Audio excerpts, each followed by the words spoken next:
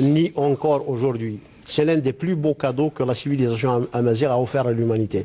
Et si Nair fait peur, si je puis m'exprimer ainsi, c'est parce que justement il contient des valeurs que l'on veut tuer, que l'on veut cacher. Des valeurs humaines et des choses ancrées dans l'homme. Quand on parlait tout à l'heure de mythe fondateur des nations, l'homme, en tant qu'individu déjà, a besoin de mythes pour lui-même. C'est ce dont parle Gabriel Garcia Marquez, par exemple, dans Vivre pour la raconter. On en arrive parfois jusqu'à se fabriquer de faux souvenirs. Comment voulez-vous que les nations ne se fabriquent pas de mythes? Regardez ce qui se passe dans des nations qui ont à peine 2 siècles aux États-Unis d'Amérique. On a fabriqué toute une mythologie à travers le cinéma. Et aujourd'hui, toute la fierté américaine, les jeunes Américains, quand ils font leur levée de couleur, ont la main sur le cœur. D'où leur vient ça? Cette charge émotionnelle, cet amour de la patrie vient de l'image que lui renvoie le cinéma, de l'image que lui renvoie le roman américain, de l'image que lui renvoie la culture américaine. Et chez nous, qu'est-ce qu'on apprend à nos enfants? On est un peuple colonisable. Nous avons été colonisés par ceci et par cela. Nous avons apporté... il y a quand même, comment dire, ce syndrome du colonisé qui habite également les peuples d'Afrique du Nord. Exactement. Frantz Fanon parlait juste le syndrome du colonisé.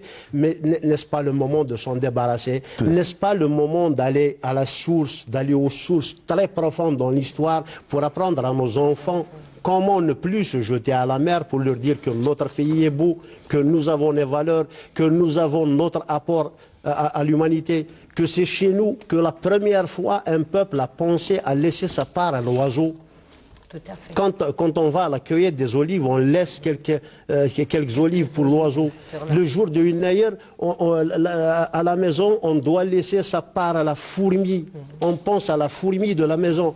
Quel est ce peuple qui a pensé à la fourmi de la maison aussi loin dans l'histoire?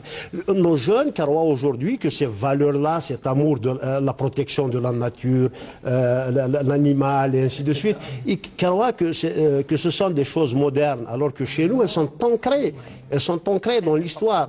Ce sont de belles choses. Lorsqu'on regarde ce qu'il y a derrière et qu'on cesse de ricaner, de sourire avec mépris devant certains rites que l'on croit, où l'on ne voit que le rite. Lorsqu'on veut chercher la valeur, on la trouve et on trouve des valeurs profondément humaines et on trouve des cadeaux offerts à l'humanité par notre civilisation amazigh. Et c'est là qu'il faut dépoussiérer Nair. Je l'ai toujours dit. Que veut dire le mot ahram? Il n'a aucun sens dans aucune autre langue, sauf en amazigh. Ça veut dire construction. D'où vient Ahram, Tharma, et ainsi de suite. Nous avons eu 9 siècles de pharaons berbères. On va parler du roi Sheshnak dans quelques instants. Donc justement, dont on ne parle jamais. Hein. C'est l'an 0. C'est l'an 0 du calendrier. Il a été choisi exprès. Ouais. Bon, pour ceux qui disent « Ah, c'est un calendrier préfabriqué », il a été choisi exprès par des militants, vu le prestige que Sheshnak a dans l'histoire. On va pas se coller à quelque chose de honteux, on se colle à quelque chose de prestigieux.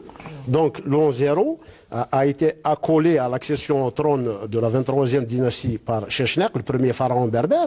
C'est un acte glorieux, historique, qui est resté la preuve. Il est même cité dans la Bible comme ayant conquis la Palestine. Mais donc, toujours dans ce cadre-là, c'est certainement une question qui vous est directement destinée, celle de Yassine Himel qui dit « Parlez-nous de cette hypothèse selon laquelle la célébration de Nair se réfère à la naissance du peuple amazigh, voire la commémoration de la victoire en 950 avant Jésus-Christ du roi Sheshnak sur les armées du pharaon. Ces affirmations ont-elles été étayées par nos chercheurs ou sommes-nous encore aujourd'hui dans le folklore le plus total concernant donc justement la célébration de Nair? Donnons quelques indices seulement. Ouais. Je ne suis pas chercheur, je ne suis pas historien. Moi, je suis inspecteur d'éducation nationale. Mais féru, fervent militant, donc je parle beaucoup plus avec le cœur. Des questions historiques. Mais attendons une chose. Depuis quand les historiens sont objectifs? Les historiens ont toujours fabriqué les histoires qui les arrangent. Et nous, on a laissé notre histoire se fabriquer ailleurs.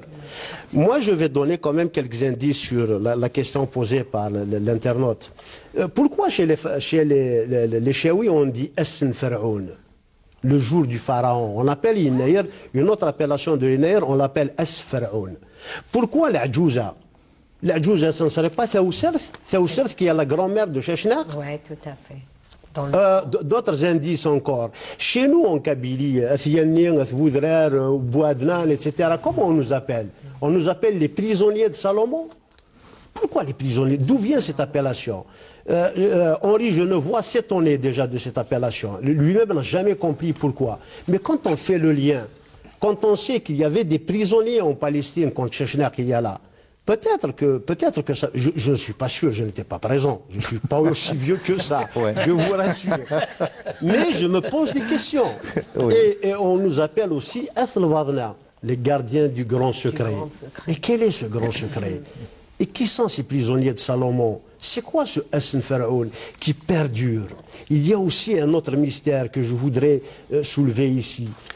Quand on dit l'oralité comme si c'était une tare, eh bien mon oralité à moi a vu naître Jules César, l'a vu se glorifier de sa langue latine et a vu le latin mourir.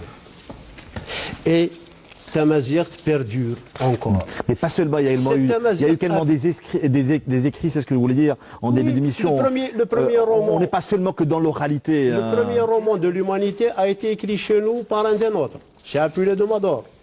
Oui, mais en latin, avec beaucoup d'expressions berbères, certes.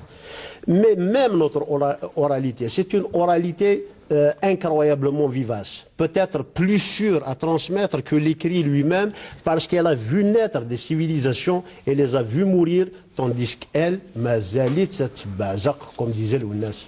Alors,